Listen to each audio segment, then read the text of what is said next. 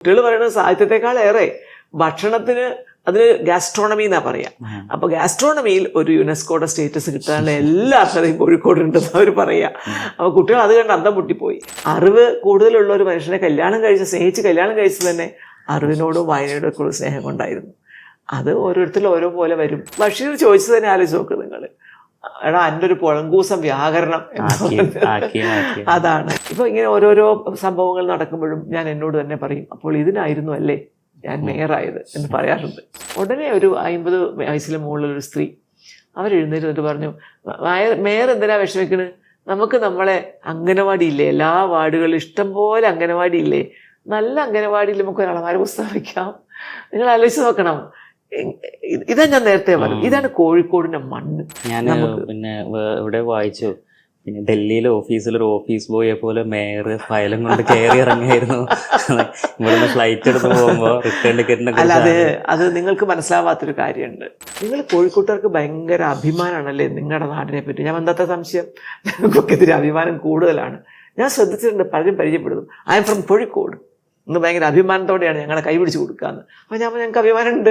ആ സാംസ്കാരിക അപജയം വന്നോ എന്ന് നമ്മൾ സംശയിക്കുമ്പോഴും പുറത്തുനിന്ന് ഇങ്ങോട്ട് വരുന്ന ഒരാൾക്ക് കോഴിക്കോട് നഗരത്തിൽ സാംസ്കാരിക അപജയം സംഭവിച്ചിട്ടില്ല, അത് ആത്മാവുള്ള നഗരമാണ് എന്ന് പറയാൻ തോന്നുന്നിടത്താണ് എൻ്റെ സ്വപ്നത്തിൻ്റെ വലിപ്പം. എല്ലാ മാന്യ പ്രേക്ഷകർക്കും അപ്പോസ്ട്രോഫി ചാനലിലേക്ക് സ്വാഗതം. ഇന്ന് നമ്മളുള്ളത് ഇന്ത്യയിലെ പ്രഥമ സാഹിത്യ നഗരി എന്ന പദവി കരസ്ഥമാക്കിയ കോഴിക്കോട് നഗരസഭാ മേയറുടെ ഓഫീസിലാണ്. നമ്മൾ മേയറുമായി അല്പസമയം ഈ സാഹിത്യ നഗര പദവിയിലേക്ക് നയിച്ച പ്രവർത്തനങ്ങളെക്കുറിച്ചുള്ള അവരുടെ അനുഭവങ്ങൾ പങ്കുവെക്കാനുള്ള ഒരു ചെറിയ സംസാരത്തിലാണ്. മേയറെ ആദരപൂർവ്വം ഈ നമ്മളുടെ ചാനലിലേക്ക്, അപ്പോസ്ട്രോഫി ചാനലിലേക്ക് സ്വാഗതം ചെയ്യുന്നു. Thank you. നമ്മൾ പിന്നെ കോഴിക്കോട് നഗരസഭയുടെ അധ്യക്ഷ എന്ന പദവിയിൽ 3-4 വർഷമായി. പക്ഷേ ഇപ്പോൾ ഇന്നലത്തെ കോഴിക്കോടല്ല ഇന്ന്. കാരണം ഇന്ത്യയിൽ തന്നെ ആദ്യത്തെ സാഹിത്യനഗരി പദവി ലഭിച്ച ഒരു കോർപ്പറേഷൻ്റെ മേയർ എന്നുള്ള നിലക്ക് ഇന്നലെയിൽ നിന്നും വ്യത്യസ്തമായി ഇന്ന് എന്താണ് മാമിന് ഫീൽ ചെയ്യുന്നത്? എനിക്കൊരു സംതൃപ്തിയാണ് ഫീൽ ചെയ്യണത്. അതായത് ഒരു മേയർ എന്നുള്ള നിലയിൽ വന്നിട്ട് എല്ലാവർക്കും ഇവിടെ കടത്തിണ്ണയിൽ കിടന്നുറങ്ങുന്നവന് പോലും ഞാൻ ഒരു സാഹിത്യ നഗരത്തിൻ്റെ കടത്തിണ്ണയിലാണ് കിടന്നുറങ്ങുന്നത് എന്ന അഭിമാനത്തോടെ ഓർക്കാൻ പറ്റുന്ന ഒരു പദവി നേടിക്കൊടുക്കാൻ സാധിച്ചല്ലോ എന്നുള്ള ഒരു വലിയ സംതൃപ്തി എൻ്റെ മനസ്സിലുണ്ട്. നമ്മൾ കോഴിക്കോട് എന്ന് പറയുമ്പോൾ സാധാരണ മറ്റ് ജില്ലകളിൽ നിന്ന് കോഴിക്കോട്ടേക്ക് ആളുകൾ എന്തെങ്കിലും ആവശ്യത്തിന് വരുമ്പോൾ എല്ലാവരും മനസ്സിലും നിറഞ്ഞു നിൽക്കുന്ന ഇവിടുത്തെ ഭക്ഷണങ്ങളാണ്. ഇവിടുത്തെ ഹലുവ, ബിരിയാണി, ബീച്ചിലെ ഐസ്, ഇങ്ങനെ ഒരുപാട് ഭക്ഷണങ്ങളാണ്. അപ്പോൾ സാഹിത്യത്തെക്കാൾ കോഴിക്കോടിൻ്റെ പ്രസക്തി ഒരു പടി കൂടി മുന്നിൽ ഭക്ഷണത്തിൻ്റെ കാര്യത്തിലാണോ? അതെന്താ അറിയാം അമിതേ, കോഴിക്കോട് വന്നവരൊന്നും കോഴിക്കോട് വിട്ടുപോയിട്ടില്ലല്ലോ. അതെന്തുകൊണ്ടാണ്? കോഴിക്കോടിന് അങ്ങനെ ഒരു പ്രത്യേക സംസ്കൃതി ഉണ്ട്. എന്ന് വെച്ചാൽ ഇവിടുത്തെ ജനങ്ങളുടെ സംസ്കാരത്തിൽ എല്ലാവരെയും ആകർഷിക്കുന്നതും അതോടൊപ്പം സമാധാനം കിട്ടുന്നതും സന്തോഷം കിട്ടുന്നതുമായ ഒരു കുറേയേറെ ഒരു 10,000-2000 വർഷങ്ങൾ നീണ്ടു നിൽക്കുന്ന ഒരു സംസ്കാരത്തിൻ്റെയും പൈതൃകത്തിൻ്റെയും ഒക്കെ അവശേഷിപ്പുകൾ ഇപ്പോഴും ഉണ്ട്. അതിനുശേഷമാണ് നമുക്ക് പറഞ്ഞ പോലെ പാട്ടിനെയും അതുപോലെ ആഹാരത്തെയും ഒക്കെ കാണാനായി സാധിക്കൂ.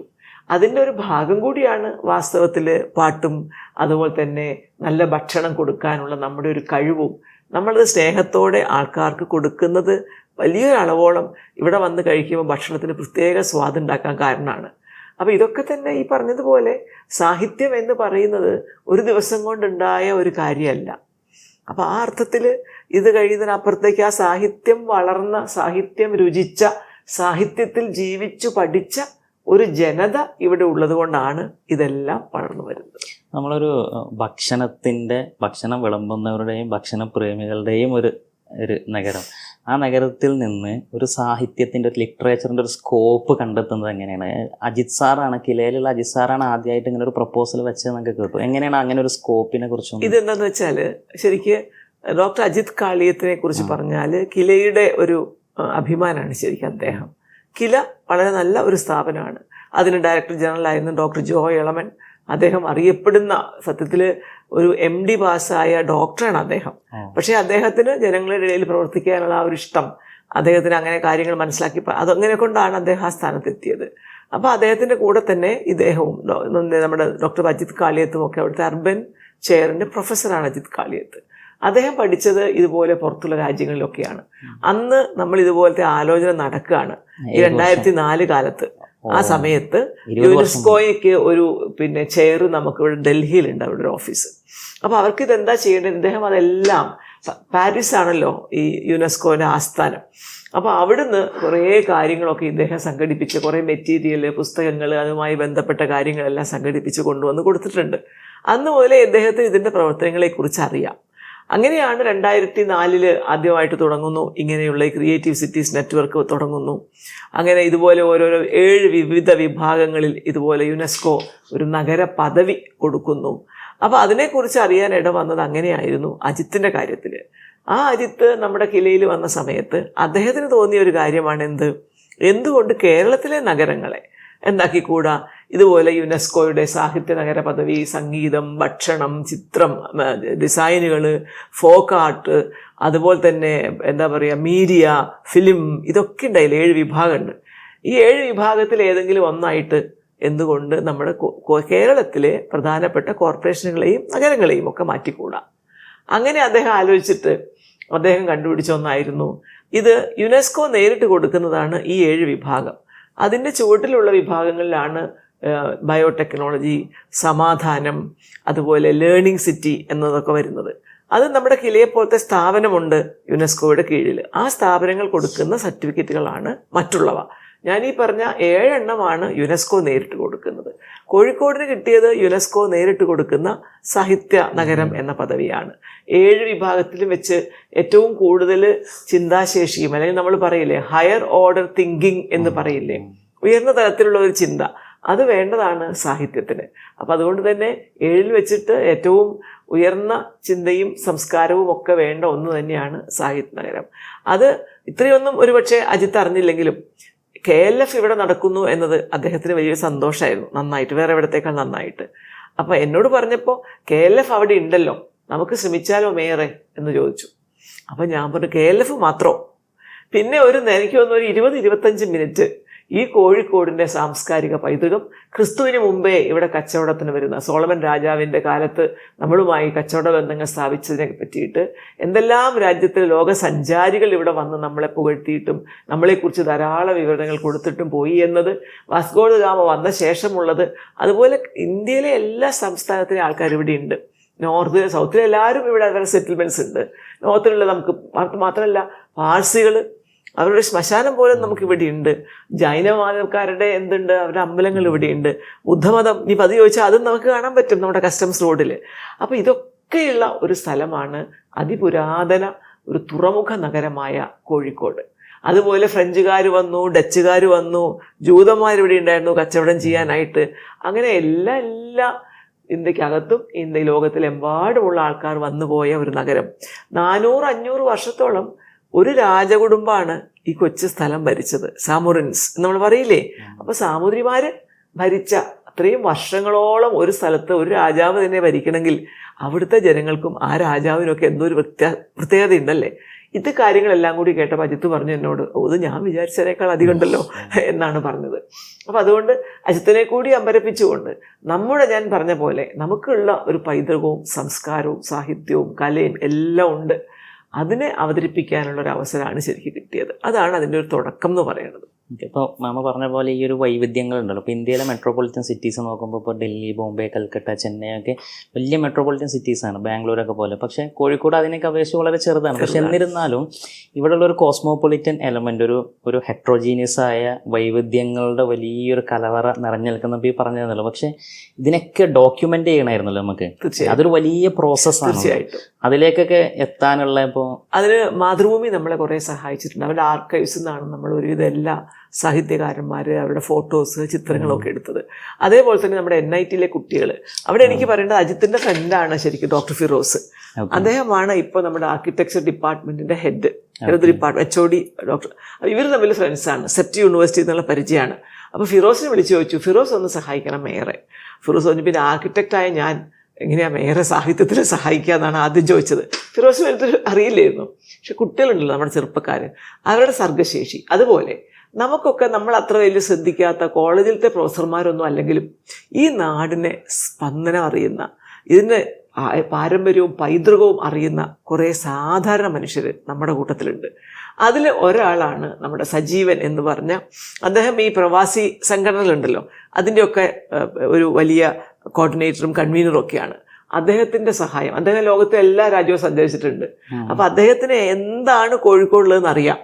അങ്ങനെയുള്ള സ്ഥലങ്ങളിൽ ഈ കുട്ടികളെ കൂട്ടിക്കൊണ്ടുവന്നു. നേരത്തെ ചോദിച്ചില്ലേ ഭക്ഷണം എന്ന്. ഇപ്പൊ കുട്ടികൾ പറയുന്നത് സാഹിത്യത്തെക്കാളേറെ ഭക്ഷണത്തിന്, അതിന് ഗാസ്ട്രോണമി എന്നാ പറയാ.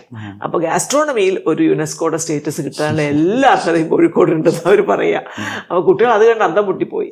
നമ്മുടെയൊക്കെ തട്ടുമുറങ്ങളിൽ, ഈ കുറ്റിച്ചിറ ഭാഗത്തേക്കൊക്കെ പോയാൽ ഇവിടുത്തെ തട്ടുപുറങ്ങളിൽ നിങ്ങൾക്ക് ശരിക്കും കാണേണ്ടതാണ്. ട്രോളി വലിക്കുന്ന ഒരു തൊഴിലാളിയായിരിക്കും വൈകുന്നേരം അവിടെ ഇരുന്നിട്ട് തബലയോ അല്ലെ ഹാർമോണിയോ മീട്ടുന്നത്. എന്നിട്ട് അയാൾ പാടുന്നു, കുറേ പേര് കൂടെ പാടും, എല്ലാവരും പാടും, ഇദ്ദേഹം തബല വായിക്കും. അങ്ങനത്തെ കൂട്ടായ്മകൾ നമ്മുടെ കോഴിക്കോട് പല വീടുകളുടെയും പഴയ തട്ടിൻപുറങ്ങളിൽ ഇപ്പോഴും ഉണ്ടെന്നുള്ളതാണ്. അതൊക്കെ ഒരു സസ്റ്റൈനബിൾ ഡെവലപ്മെൻറ്റ്, സുസ്ഥിര വികസനത്തിന് ലക്ഷ്യമാണത്. പണ്ടുണ്ടായിരുന്ന ഒന്നും നശിച്ചു പോവാതെ ഇവിടെ കിടക്കാണ്. അതുപോലെ ഇവിടെ കൂടി ഇരുന്നിട്ട് ഇപ്പോൾ എം ബഷീർ സാറ് പറയുന്നുണ്ട്, ഡോക്ടർ എം ബഷീർ നാൾ പറഞ്ഞതാണ് ഞാനുള്ളൊരു വേദിയിൽ. അദ്ദേഹം ആദ്യമായിട്ട് കോഴിക്കോട് വന്നു. അപ്പോൾ കോമളഭവൻ്റെ അവിടെ ലോഡ്ജ് ഉണ്ടല്ലോ, അവിടെ റൂം എടുത്തു. നേരം വെളുത്തപ്പോൾ കാണാത്തൊരു മുട്ടൽ വാതുക്കൽ നോക്കുമ്പോൾ ആരാ നിൽക്കണമെന്നറിയോ? എസ് കെ പൊറ്റക്കാടും തിക്കോടി വരും. ഇദ്ദേഹം വന്നു എന്ന് കേട്ടറിഞ്ഞിട്ട്, ചെറുപ്പക്കാരനാണ്, നല്ല എഴുതുന്ന ആളാണ്.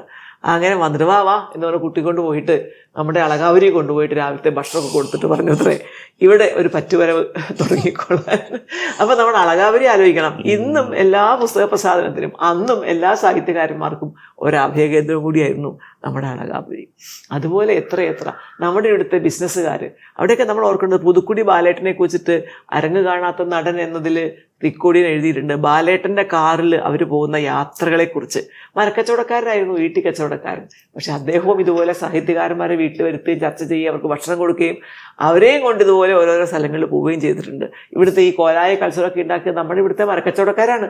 അപ്പോൾ ഇവിടെ ഉണ്ടായിരുന്ന കച്ചവടക്കാരായിട്ടുള്ള ധനികരായിട്ടുള്ള ആൾക്കാരൊക്കെ തന്നെ പിന്നെ NP മുഹമ്മദ് കൂടി പുസ്തകം എഴുതുമ്പോഴും പറയില്ലേ താമസം എവിടെയാണ്. അപ്പോൾ അവർക്കൊക്കെ തന്നെ സാഹിത്യത്തോട് വല്ലാത്തൊരു അഭിനിവേശം ഉണ്ടായിരുന്നു എന്നുള്ളതാണ് വാസ്തവം.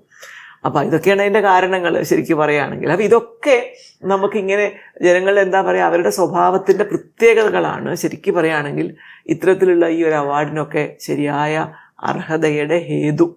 അത് നമ്മൾ വേറായപ്പോൾ ഒരവസരം വന്നു, നേരല്ലേ അജിത്തൊന്ന് വിളിച്ചു പറയുന്നു, ഇനി നമുക്ക് താല്പര്യമുണ്ട്.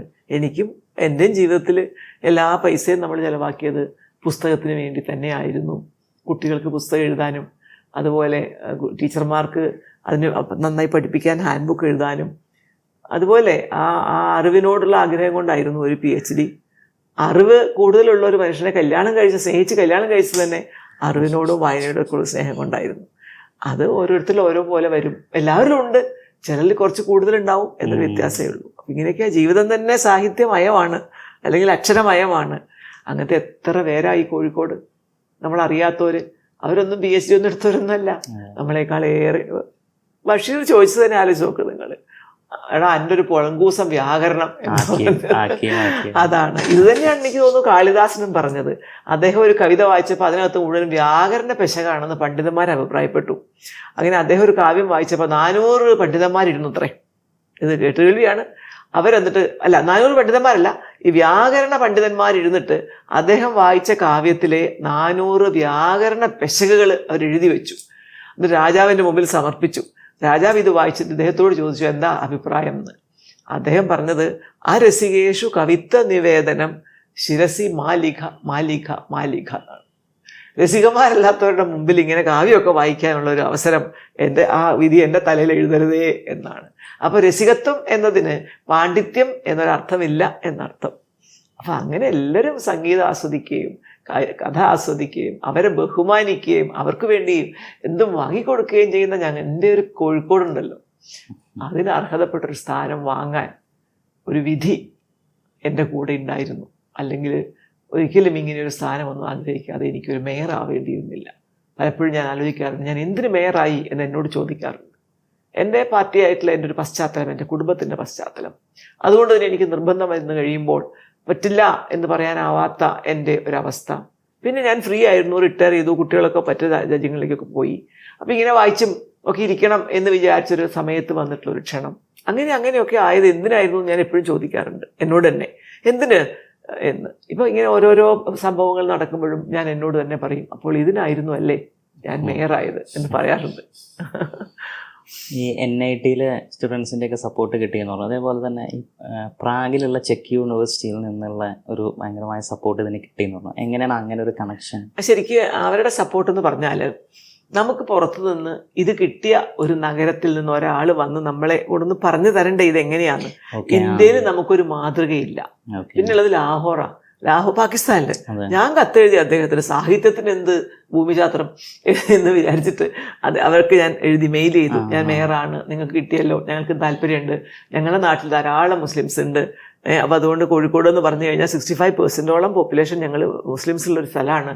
അപ്പോൾ അതുകൊണ്ട് ഞങ്ങൾ ഭയങ്കര സംഗീതത്തെയും ഇതിനൊക്കെ സ്നേഹിക്കുന്ന ഭയങ്കര സഹോദര ഭാവമുള്ള ഒരു ജനസംഖ്യയാണ് നമ്മുടെ കോഴിക്കോട്ടത്, നിങ്ങൾക്ക് ഞങ്ങളെ സഹായിക്കാം. അവർ മറുപടി കൂടി അയച്ചില്ല നമ്മുടെ മെയിലിന്.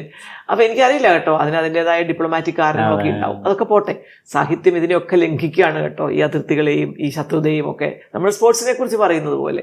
എനിവേ, അപ്പോൾ അങ്ങനെ അത് കിട്ടിയില്ല. അപ്പോൾ അജിത്തിനെ സംബന്ധിച്ച് അജിത്തിന് കോണ്ടാക്ട് ഉണ്ടായിരുന്ന അദ്ദേഹത്തിൻ്റെ ഫ്രണ്ട് പ്രാഗ് യൂണിവേഴ്സിറ്റിയിൽ പഠിപ്പിക്കുന്നുണ്ട്. അപ്പോൾ അജിത്ത് പറഞ്ഞു, ഞങ്ങൾക്കൊരു ഇതുമായിട്ട് ബന്ധപ്പെട്ട ഒരാളെ അയച്ചു തരാമോ എന്ന് ചോദിച്ചു.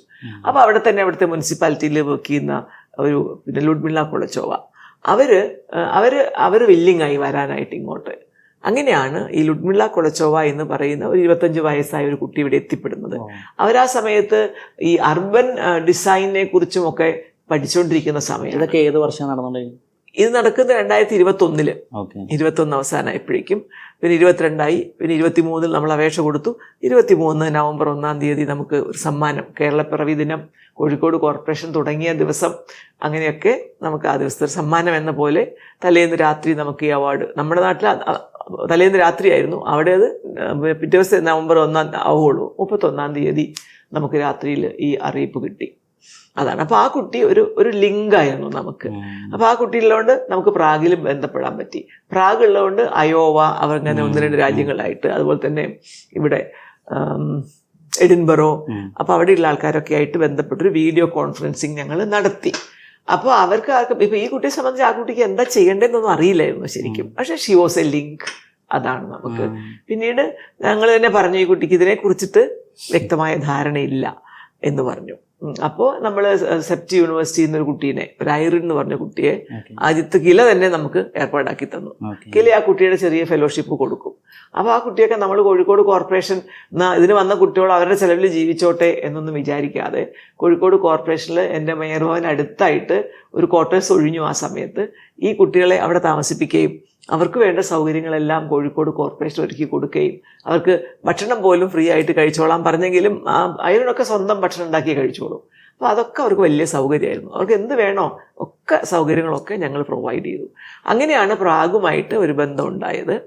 അല്ലാതെ പക്ഷേ ഐറിന് വന്നപ്പോഴാണ് നമുക്കൊരു ധാരണയായത്. ഐറിനോടൊപ്പം ചേർന്നത് എനിക്ക് പറയാതെ വയ്യാത്ത എന്താ വെച്ചാൽ, ആരോടൊക്കെ നമ്മൾ ഇതിനെക്കുറിച്ച് പറഞ്ഞോ അവരെല്ലാവരും കാണിച്ച ഒരു താല്പര്യവും അവരുടെ ഒരു ആവേശവും അത് വല്ലാതെ സ്വാധീനിച്ചിട്ടുണ്ട് ശരിക്കും എല്ലാവരെയും. അത് പത്രങ്ങളാവട്ടെ, മാതൃഭൂമിയാണ് ആദ്യം ന്യൂസ് കൊടുത്തത്. കില ചോദിച്ചന്ന് പിറ്റേന്ന് മാതൃഭൂമി ന്യൂസ് വന്നപ്പോൾ ഞാൻ വെച്ച് ഞെട്ടിപ്പോയി എങ്ങനെ വന്നു എന്ന്.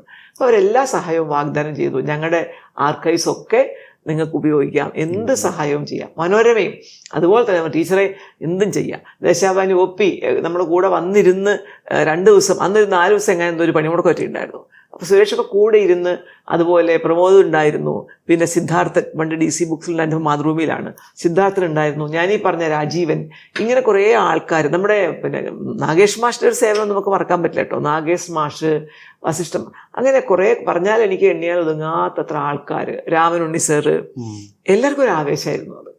ആ ആവേശം കൊണ്ടാണ് തുടങ്ങുന്നത്. പ്രാഗിൻ്റെ സ്വാധീനം അത്രയാണ്. NIT-യിലെ കുട്ടികളെ പറ്റി ഞാൻ പറഞ്ഞല്ലോ, ഇവരൊക്കെ നമ്മളെ കൂടെ ഉണ്ട് ശരിക്കും. പക്ഷെ അതിനൊന്നുകൂടി പപ്പും തൂവലും എന്ന് നമ്മൾ പറയില്ലേ, അല്ലെങ്കിൽ അത് വെച്ചത് NIT തന്നെ PG കഴിഞ്ഞ ഒരു കുട്ടി ഉണ്ടായിരുന്നു, മെഹമ്മർ നിമിൽ എന്ന് പറഞ്ഞൊരു കുട്ടി. അവൻ്റെ അച്ഛനും അമ്മയൊക്കെ തന്നെ യൂണിവേഴ്സിറ്റിയിലൊക്കെ പ്രൊഫസേഴ്സൊക്കെയാണ്. മലയാളിയാണ് അവൻ. അപ്പോൾ കാനഡയിൽ പോയിട്ട് പഠിക്കണം. അമേരിക്കയിലോ കാനഡയിലോ പോയിട്ട് പഠിക്കണം. അവൻ്റെ കോഴ്സിനേക്കാളും അവൻ പ്ലാനിങ് ആയിരുന്നു, അർബൻ പ്ലാനിങ് ആണ് അവൻ്റെ വിഷയം. അവനെ ഇതുപോലെ ഫിറോസിയുടെ കൊണ്ടു തന്നു. അപ്പോൾ അവന് തുടക്കത്തിലൊന്നും മനസ്സിലായില്ലെങ്കിലും ഹീസ് എ വെരി, ഞാൻ എന്താ കുട്ടിയെപ്പറ്റി പറയണത് എനിക്ക് അറിഞ്ഞുകൂടാ, അതേ സംസാരിക്കുകയൊന്നുമില്ല, നിശബ്ദനായിരിക്കും, പക്ഷെ നല്ല കഴിവുള്ള കുട്ടിയായിരുന്നു. അവനും ഈ ഐറിനുമാണ് ശരിക്ക് ശക്തമായൊരു അടിത്തറ പാകിയത്. അപ്പോൾ ഒരു പൈസയും വാങ്ങാതെ ഇവിടെ വന്ന് അവൻ ജോലി ചെയ്തു. അപ്പോൾ അവൻ പോകാതിരിക്കുക പുറത്തേക്ക്, ഞാൻ 4 മാസം കൊണ്ട് പോകുമെന്ന് അവൻ പറഞ്ഞുകൊണ്ടിരുന്നു. ഒടുക്കം അവൻ ആ വിചാരിച്ചത് കിട്ടിയില്ല ആ കോഴ്സ്. അപ്പം ഞങ്ങൾ ചോദിച്ചു, അപ്പോൾ ഐറിന് പോകാൻ വേണമല്ലോ പഠിക്കാൻ, എന്നാൽ അങ്ങനെയാണെങ്കിൽ ഇവിടെ നിന്നൂടെ, നമ്മളെ സഹായിച്ചുകൂടെ എന്ന്. എനിക്ക് ഇന്നും ഓർമ്മയുണ്ട്, ഇവനിവിടെ ഇരിക്കണു, ഞാനിങ്ങനെ സംസാരിക്കുമ്പോൾ ഒരാൾ കയറി വന്നു, ഒരു സാധാരണ മനുഷ്യൻ ചോദിച്ചപ്പോൾ ഞാൻ ഇങ്ങനെ പറയാം, ഇവന് പോകണമെന്ന് പറയുകയാണ്, ഇവനെ നമുക്ക് കോഴിക്കോട്ടുകാർക്ക് വലിയൊരു സഹായമായിരുന്നു നമ്മളെ കുട്ടി.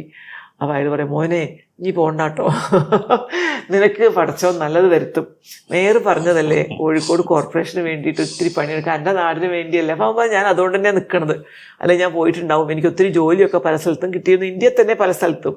ഞാൻ പോവാതിരുന്നത് മാഡത്തിനെ സഹായിക്കാനും നമ്മളെ കോഴിക്കോടിനെ സഹായിക്കാനാണെന്ന് പറഞ്ഞു. അപ്പോൾ അയാൾ ഇങ്ങനെ പറഞ്ഞു പോയി. കൊടുക്കാൻ നിമില്ല, ഞാൻ പറഞ്ഞു ഞാൻ നിന്നെ അപ്പോയിൻറ്റ് ചെയ്യാം, കുറച്ച് പൈസ കൊടുത്തിട്ടുള്ള ഒരു ഇൻറ്റേൺ ആയിട്ട്. അങ്ങനെ വെക്കണം നിയമമുണ്ട് കേട്ടോ, 2 പേരെ നമ്മൾ പൈസ കൊടുത്തിട്ടോ അല്ലാതെയോ നമ്മളിവിടെ സ്ഥിരമായിട്ട് ഇൻറ്റേൺ ആയിട്ട് വെക്കണം എന്ന് ശരിക്കും നിർബന്ധമുണ്ട്. അങ്ങനെ അവൻ ഇതിൻ്റെ കൂടെ ഇരുന്നു. അങ്ങനെ ആവശ്യമുള്ള കാര്യങ്ങളൊക്കെ ഞങ്ങൾ സൈറ്റിൽ നിന്ന് ഡൗൺലോഡ് ചെയ്തു. പലവട്ടം ഈ കുട്ടികൾ ഒരു ദിവസം 10 പ്രാവശ്യമെങ്കിലും അജിത്തിനെ വിളിക്കും, ആവശ്യമുണ്ടെങ്കിൽ മാത്രമേ എന്നെ വിളിക്കുകയുള്ളൂ. അങ്ങനെ അവരുടെ കൂടെ ഒരു കുട്ടി, എൻ്റെ ഫ്രണ്ടിൻ്റെ മകള് MA ഒക്കെ കഴിഞ്ഞിട്ട്, അവൾ പ്രൊവിഡൻസ് കോളേജിൽ BA-ക്കും MA-ക്കും റാങ്ക് ഹോൾഡറാണ് ഇംഗ്ലീഷിൽ. ഇംഗ്ലണ്ട് പോയിട്ട് MEd ഒക്കെ കഴിഞ്ഞ് ഒരു എഡിറ്റിങ്ങും പ്രൂഫ് റീഡിങ്ങും കണ്ടന്റ് റൈറ്റിങ്ങും ഒക്കെ ഉള്ളൊരു മിടുക്കത്തി കുട്ടി. അപ്പോൾ ഇതൊന്നും എനിക്കറിയില്ല. ടീച്ചർ വന്ന് എന്നോട് ചോദിച്ചു, എൻ്റെ മോളെ അങ്ങ് എടുക്കുന്ന, അവളെ കല്യാണം കഴിഞ്ഞു, അവൾ പോവാൻ തയ്യാറായിരിക്കുക ഹസ്ബൻഡിൻ്റെ കൂടെ, വേണമെങ്കിൽ ടീച്ചർക്ക് ഒരു സഹായമായിട്ട് നിൽക്കും. ഞാൻ പറഞ്ഞു മോളും പോരെ. അങ്ങനെ ഈ 3-4 കുട്ടികൾ ഈ മുറിയുടെ പുറകിലിരുന്ന് നന്നായിട്ട് എഴുതും. ഈ എന്തു എനിക്കതൊന്നും അറിയില്ലല്ലോ, കുട്ടികളിനല്ലേ പണിയെടുക്കുന്നത്. അപ്പോൾ രാത്രിയൊക്കെ ആകുമ്പോൾ അവർ മേയർ ഭവനിൽ വന്നിരിക്കും, എനിക്ക് അപ്പോഴല്ലേ സമയം ഉണ്ടാവുള്ളൂ. അങ്ങനെയൊക്കെ ഇരുന്നും ചർച്ച ചെയ്തും അവരും നമ്മളും എല്ലാവരും സഹായിച്ചു. വിളിച്ചവരൊക്കെ ഇവരെ സഹായിച്ചു. ഞാൻ നേരത്തെ പറഞ്ഞ മാതിരി മാഷന്മാർ വന്നു, നാഗേഷ് സാറ് വന്നിട്ടുണ്ടായിരുന്നു, രാമനണി സാറ് വന്നിരുന്നു, സിദ്ധാർത്ഥനും പിന്നെ സജീവനും, അവരൊക്കെ ഇവിടെ ഇരുന്ന് ഇവരോടൊപ്പം വർക്ക് ചെയ്ത് ഓരോരോ മീറ്റിംഗ് നടത്തുമ്പോൾ നമ്മുടെ മന്ത്രിമാർ അവരൊക്കെ നമ്മളെ ഹെൽപ്പ് ചെയ്തു. പിന്നെ നമ്മൾ ഇത് ഏതാണ്ട് രൂപത്തിലായി. അപ്പോൾ നമ്മൾ ജൂണിൽ അപേക്ഷ കൊടുക്കണം, 2003 ജൂണിൽ അപേക്ഷ കൊടുക്കണം. അപ്പോൾ ജൂൺ ഏതാണ്ടൊരു പിന്നെ KLF നടന്നില്ലേ, അപ്പോൾ KLF ജനുവരി ഫെബ്രുവരി ആയപ്പോൾ KLF നടന്നു. KLF നമ്മൾ ഈ NIT-ലെ കുട്ടികൾ തന്നൊന്ന് പ്രസന്റ് ചെയ്തു, ഒരു സെഷൻ ഉണ്ടായിരുന്നു. അത് ആദ്യമേ കുറച്ച് ആൾക്കാരെ ഉണ്ടായിരുന്നുള്ളൂ. കുറച്ച് കഴിഞ്ഞപ്പോൾ ഞാൻ നോക്കുമ്പോൾ അത്ഭുതപ്പെട്ടു പോയി. അത് ഇരിക്കാനായിട്ട് ഇരിപ്പിടം മുഴുവൻ നിറഞ്ഞിട്ട് ജനങ്ങനെ കൂടി നിൽക്കുക അതിൻ്റെ ചുറ്റും. എന്തൊരു വശ്യതയായിരുന്നു ഇതിനെന്ന് എനിക്ക് അറിഞ്ഞുകൂടാ. നമ്മുടെ ഒരു ചെറിയ പ്രസൻറ്റേഷൻ, സാഹിത്യത്തെക്കുറിച്ച് മാത്രം, നമ്മുടെ പാരമ്പര്യത്തെക്കുറിച്ച്, നമ്മുടെ കാര്യങ്ങളെക്കുറിച്ചൊക്കെ ഉള്ള കൊച്ചു പ്രസൻറ്റേഷൻ നമ്മളവിടെ കൊടുത്തു. അപ്പോൾ അതിലിപ്പോൾ ചർച്ച നടന്നു. അപ്പോൾ DC ബുക്സ് ഇങ്ങോട്ട് പറഞ്ഞു, പുസ്തകം ഒരളമാര ഒരു വാർഡിന് വെച്ച് ഞാൻ തരാം. അപ്പോൾ ഞാൻ ചോദിച്ചത് ഇനിയിപ്പോൾ എവിടെ വയ്ക്കുന്നതാണല്ലോ ഞാൻ കണ്ടുപിടിക്കേണ്ടത്. ഉടനെ ഒരു 50 വയസ്സിന് മുകളിലൊരു സ്ത്രീ അവരെഴുന്നേറ്റ് പറഞ്ഞു, മേയർ എന്തിനാ വിഷമിക്കണ്, നമുക്ക് നമ്മളെ അംഗനവാടി ഇല്ലേ, എല്ലാ വാർഡുകളിലും ഇഷ്ടംപോലെ അംഗനവാടി ഇല്ലേ, നല്ല അംഗനവാടിയിൽ നമുക്ക് ഒരളമാര പുസ്തകം വയ്ക്കാം. നിങ്ങൾ ആലോചിച്ച് നോക്കണം. ഇതാ ഞാൻ നേരത്തെ പറഞ്ഞു, ഇതാണ് കോഴിക്കോടിൻ്റെ മണ്ണ്. മൗലികമായി ചിന്തിക്കുന്ന ഒരു കാര്യത്തിൽ മനസ്സ് ചെലുത്തിയിട്ട് അതിനൊരു പോം വഴി കണ്ടുപിടിക്കുന്ന, നമ്മൾ പറയില്ലേ നാടൻ എന്താ പറയുക, അവരുടെ ഒരു വിവേകം എന്ന് പറയില്ലേ, അങ്ങനെയുള്ള ഒരു വിവേകമുള്ള ആൾക്കാർ കുറേ പേര് പഠിപ്പൊന്നുമില്ലെങ്കിലും നമ്മുടെയൊക്കെ അകത്തളങ്ങളിലുണ്ട്. അതിൻ്റെയൊക്കെ അങ്ങനെയുള്ളൊരു ചേരലാണ് ശരിക്ക് ഇതൊക്കെ വരാനും ഒക്കെ ഉള്ള വലിയൊരു പ്രചോദനം. എന്നെ സംബന്ധിച്ച് അത് വലിയൊരു പ്രചോദനമാണ് ഒരാളെ സംബന്ധിച്ച്. നമ്മളെ തിരക്കിൽ നമുക്ക് ആശയറ്റ് പോകും ചിലപ്പോൾ. എൻ്റെ ദൈവമേ എന്തോരാ കഷ്ടപ്പെടുന്നൊക്കെ നമുക്ക് തോന്നിപ്പോവും. എൻ്റെ തിരക്ക് കൊണ്ടും എനിക്ക് എൻ്റെ പേരക്കുട്ടികൾ വീട്ടിലുണ്ട്. അന്ന് ഞാൻ എന്ത് പരിപാടിക്ക് വിളിച്ചാലും പോവും. അപ്പോൾ രാത്രി 9-10 മണി വരെ ഓരോരോ കൊച്ചു പരിപാടിക്ക് പോയിട്ട് വരും. അപ്പം പിന്നെ അപ്പം ആയപ്പോൾ എനിക്ക് ചിലപ്പോൾ തോന്നിയിട്ടുണ്ട്, നമുക്ക് അറിയില്ലല്ലോ, അറിയുന്ന ഒരാൾ പറഞ്ഞത്. ഇപ്പോൾ അജിത്തും പഠിക്കുകയായിരുന്നു.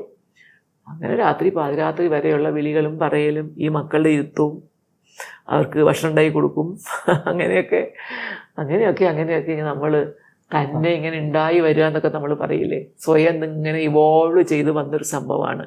അതാണ് ഇവരുടെയൊക്കെ ഒരു വരവ് കൊണ്ട് ലുഡ്മിള, പ്രാഗ് യൂണിവേഴ്സിറ്റി, NIT ഒക്കെ നമുക്ക് വേണ്ടി ചെയ്തത്. ഓരോരുത്തർ ഓരോ തരത്തിൽ ചെയ്തു.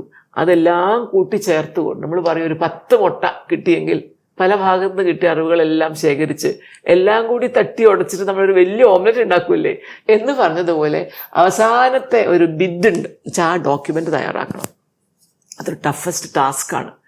എന്ത് സെലക്ട് ചെയ്യണം എന്ന് നമുക്കറിയണം. നമ്മുടെ മുമ്പിൽ ഭയങ്കര പാരമ്പര്യവും സംസ്കാരവും സാഹിത്യമാണ്.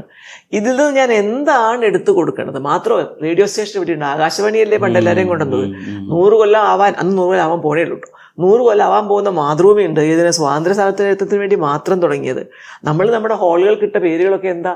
വലിയ വലിയ ആൾക്കാരുടെ പേരല്ലേ നമ്മൾ ഇട്ടിരിക്കുന്നത്, അല്ലാതെ ഏതെങ്കിലും മുഖ്യമന്ത്രിയുടെ പേരെന്നല്ലല്ലോ നമ്മൾ ഇട്ടിരിക്കുന്നത്. നമ്മുടെ കോർപ്പറേഷൻ ഹാളുകൾ, നമ്മുടെ പ്രതിമകൾ ആരുടെ പ്രതിമകളാ? രാഷ്ട്രീയക്കാരുടെ പ്രതിമകളാ? രാഷ്ട്രപിതാവിൻ്റെ പ്രതിമ ഉണ്ടായേ പറ്റൂല്ലേ? നെഹ്റു ഉണ്ട്, ഗാന്ധി ഉണ്ട്, പിന്നെ ആരാ? ഒരു വി കെ കൃഷ്ണമേനോൻ നമ്മുടെ അവിടെ ഉണ്ട്. ബാക്കി മുഴുവൻ ആരുടെയാണ്? കഥാപാത്രങ്ങളുടെ ശില്പങ്ങളാണ്. എസ് കെ പൊറ്റക്കാട്, പിന്നെ KT, പിന്നെ ആരുടെ പ്രതിമ അവിടെ ഇരിക്കണത്? പാത്തുമ്മയുടെ ആടിലത്തെ ആടാണ് നിൽക്കുന്നത് എന്നിട്ടിട്ട്. നിങ്ങൾ ആലോചിച്ചോക്കണം, ലോകത്തിൽ എവിടെയാണ് നമ്മൾ സ്നേഹിക്കുന്ന കലാകാരൻ്റെ, കഥാകാരൻ്റെ ഒരു കഥാപാത്രം, അത് ഒരു മൃഗമാണ്, പാത്തുമ്മയുടെ ആട്. ആ ആടാണ് അവിടെ നിൽക്കുന്നത്. ഇങ്ങനെ നമ്മുടെ വില്യം ലോഗന്റെ മലബാർ മാനുവൽ, ആ പുസ്തകം തുറന്നു വെച്ചിരിക്കുകയാണ്. നമ്മുടെ കല്ലായി പുഴ നമ്മൾ പൊളിച്ചു കളഞ്ഞ പാലത്തിൽ എത്ര നട്ടും ബോൾട്ടും ഉണ്ടെന്ന് പറയും അതിനകത്ത്. അത്ര ഡീറ്റെയിൽഡായിട്ട് നമുക്ക് വിവരം തന്ന ലോഗന്റെ പുസ്തകങ്ങൾ, മലബാർ മാനുവൽ. ഇങ്ങനെ അത് നമ്മുടെ ബീച്ച്. ഇവിടെ വരുമ്പോൾ എന്താ കാണുന്നത്? നമ്മൾ ഭയങ്കര വലിയ നല്ല കലാപര മൂല്യങ്ങളുള്ള ശില്പങ്ങളെയാണ് നമ്മൾ കാണുന്നത്. ഇപ്പോൾ ഒറ്റമലച്ചി എന്നൊക്കെ പറഞ്ഞ ആ സാധനം ഇവിടുത്തെ ഒരു ഐതിഹ്യമാണ്. ഈ നാട്ടിലത്തെ പഴയ അമ്പലവുമായിട്ട് ബന്ധപ്പെട്ടൊരു ഐതിഹ്യമാണ്.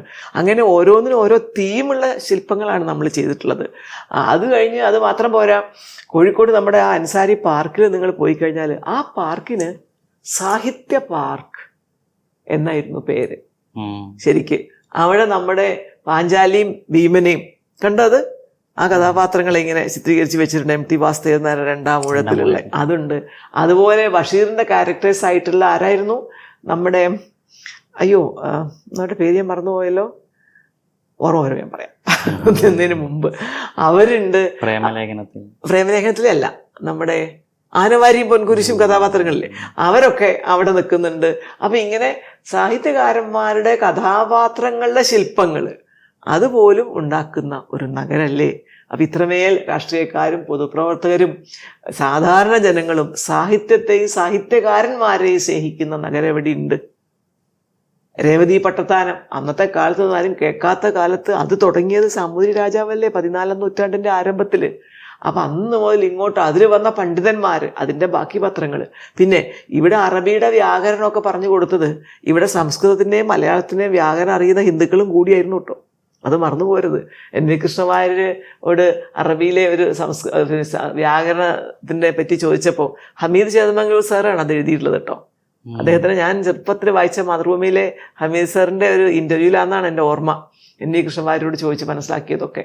അപ്പോൾ ഞാൻ ചോദിക്കുമ്പോൾ കുന്നമംഗലത്ത് ഉള്ള ആൾക്കാർ പറയാണ് അവിടെ ഇതുപോലത്തെ ഒരാളുണ്ടായിരുന്നു, സംസ്കൃതവും മലയാളവും ഇംഗ്ലീഷും ഒക്കെ അറിയണ ഒരാൾ, അയാൾക്ക് അറബി അറിയാം. അപ്പോൾ ഞാൻ വിചാരിക്കുകയാണ്, പോർച്ചുഗീസ് എന്ന് വാസ്കോഡിഗാമ ഇവിടെ വന്നപ്പോൾ ഭാഷയ്ക്ക് ഒരു കുഴപ്പമുണ്ടായിരുന്നില്ല. എന്താണെന്നറിയോ? സാമൂതിരി രാജാവിൻ്റെ കൊട്ടാരത്തിൽ പോർച്ചുഗീസ് ഭാഷ അറിയുന്നവരുണ്ട്. നിങ്ങളൊന്ന് ആലോചിച്ച് നോക്ക്, ഈ ലോകത്തു നിന്നൊക്കെ വന്ന് ഇവിടെ താമസിച്ച് കോഴിക്കോട്ടുകാരായ മനുഷ്യർ ആരും എന്തേ ഇവിടം വിട്ടുപോയില്ല. അപ്പം ഈ മണ്ണ് അതിന് പറ്റിയൊരു മണ്ണാണ്. ഇപ്പോൾ വിവേകമുള്ള ഒരുപാട് മനുഷ്യരുടെ നാട് എന്ന് പറഞ്ഞു. അപ്പോൾ നേരത്തെ മാം പറഞ്ഞ ഈ ഹയർ ഓർഡർ തിങ്കിങ് സ്കിൽസ് എങ്ങനെയാണ് അതിനെ നമ്മൾ മെഷർ ചെയ്യണം? എങ്ങനെയാണ് ഈ ജനങ്ങളുടെ ഒരു ഹയർ ഓർഡർ? ഇവിടെയാണ് ചോദിച്ചത്, വളരെ നല്ല ചോദ്യം അമീറെ. ഉയർന്ന് ചിന്തിക്കുക എന്ന് പറഞ്ഞാൽ സങ്കീർണങ്ങളായ ഒരു ശാസ്ത്രം അല്ലെങ്കിൽ അങ്ങനെയുള്ള ചില ശാസ്ത്രവുമായി ബന്ധപ്പെട്ട കാര്യങ്ങൾ എന്നല്ല അതിൻ്റെ അർത്ഥം. ക്ഷമിക്കാനും സഹിക്കാനും കഴിയുന്നത് ഒരു ഉയർന്ന മനസ്സല്ലേ. ഉയർന്ന ചിന്തയിൽ നിന്ന് ഉയർന്ന മനസ്സുണ്ടാവും. സ്നേഹിക്കാൻ കഴിയുക, ക്ഷമിക്കാൻ കഴിയുക, മറ്റുള്ളവരെ സഹായിക്കാൻ കഴിയുക, സന്തോഷം പ്രദാനം ചെയ്യാൻ കഴിയുക, വിശക്കുന്നവന് ഭക്ഷണം കൊടുക്കുക, ഒന്നുമില്ലാത്തവനെ എല്ലാവരും ചേർന്ന് സഹായിക്കുക. കഴിഞ്ഞ പ്രാവശ്യം പ്രളയം ഉണ്ടായിരുന്നപ്പോൾ UV ജോസ് സാർ എന്ന് കളക്ടറായിട്ട് എവിടെ പോയിരിക്കണു? എറണാകുളത്ത്. കോഴിക്കോട്ടെ നമ്മൾ അയച്ച ലോറി കണക്കിന് സാധനങ്ങൾ വെക്കാൻ സ്ഥലം ഉണ്ടായിരുന്നില്ല. ഇവിടുന്ന് ലോറി എറണാകുളത്തേക്ക് പോയപ്പോൾ ഇതുപോലെ കയ്യും മെയ്യും മറന്ന് സഹായിക്കുന്ന ഒരു സമൂഹം, ഇതല്ലേ ഹൈ ഓർഡർ തിങ്കിങ് എന്ന് പറയുന്നത്? ഇവരല്ലേ സാഹിത്യത്തെയും അക്ഷരത്തെയും ഒക്കെ സ്നേഹിക്കുന്നവർ? നമ്മുടെ മുഹിയുദ്ദീൻ മാല എന്നാലോചിച്ച് നോക്കണം ഏത് നൂറ്റാണ്ട് ഇവിടെ വന്നു എന്നുള്ളത്. അപ്പം ഇതിനെയൊക്കെ സ്നേഹിക്കുന്ന ആൾക്കാരുള്ളത് കൊണ്ടായിരുന്നു അതൊക്കെ ഇവിടെ പ്രചാരത്തിലായത്. ഇപ്പോഴും അതൊക്കെ കാണാതെ അറിയുന്ന ആൾക്കാരുണ്ട് കേട്ടോ, ചില ഭാഗങ്ങളൊക്കെ പറയുന്ന ആൾക്കാരുണ്ട്. അതാണ്. അപ്പം അതൊക്കെ ഈ കോഴിക്കോട് മണ്ണിൽ ജാതി ഭേദ വ്യത്യാസമില്ലാതെ വിളഞ്ഞു എന്നതാണ് ഏറ്റവും വലിയ ഹൈ ഓർഡർ തിങ്കിങ് എന്ന് നമ്മൾ പറയുന്നതിൻ്റെ നേർ സാക്ഷ്യപത്രം. ഓക്കെ. അപ്പോൾ ഈ കോഴിക്കോടിന് സാഹിത്യ നഗര പദവി സിറ്റി ഓഫ് ലിറ്ററേച്ചർ എന്ന് പറയുമ്പോൾ ഞാനടക്കം ആലോചിച്ചത് എന്താണെന്ന് വെച്ചാൽ അതെങ്ങനെ കിട്ടും? കാരണം കൊൽക്കത്ത അവിടെ കിടക്കുകയാണല്ലോ. അപ്പോൾ നമ്മൾ നോക്കുമ്പോൾ സൗത്ത് ഈസ്റ്റ് ഏഷ്യയിൽ ആകെ ലാഹോറിന് മാത്രമേ ഈ പദവിയുള്ളൂ.